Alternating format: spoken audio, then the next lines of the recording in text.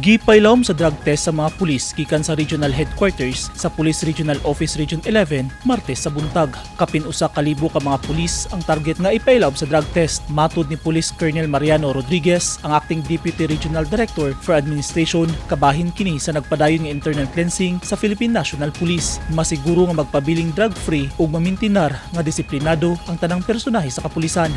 At ang purpose nito is to determine whether or not ang mga tao natin ay tumatalima sa itinakda ng batas na dapat tayo mga kapulisan ay free or hindi na-involved sa illegal drugs. Ugaling dunay mga pulis nga magpositibo sa paggamit og illegal nga droga, lauman nga silutan sila. They will be subjected for administrative case and criminal case, syempre.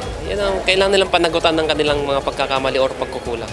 Kini ang unang higayon nga gipailawom sa mandatory drug test ang mga pulis sa regional headquarters sa PRO 11. Usa ka adlaw ra kining ipahigayon sa Bagani Hall, Camp Quintin, Merecido, Buhangin sa Davao City. Sa ngayon, ito lang muna yung ida-drug test natin because we are applying na magkaroon ng ma-declare kami na sa drug-free workplace. And one of the requirements is dapat lahat ng mga pulis dito ma-drug test at walang mag-positive sa illegal drugs.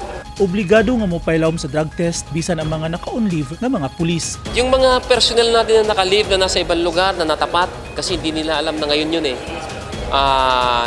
pwede silang magtungo sa pinakamalapit na regional office ng forensic group ng PNP. Pwede yun. Accredited naman yun so pwede naman namin kunin yung resulta doon. Ugbang adlawa, gilaubang ipagula ang resulta sa gihimong drug test. Niadtong milabay nga mga bulan, upat ka mga pulis sa PRO 11 ang nagpositibo sa illegal nga droga. Tulo niini na destino sa Police Provincial Office sa Davao Oriental ug usa sa Davao de Oro PPO nga pulos na nagatubang og kaso. Eugene Hinutan, Newsline Philippines. Stay safe.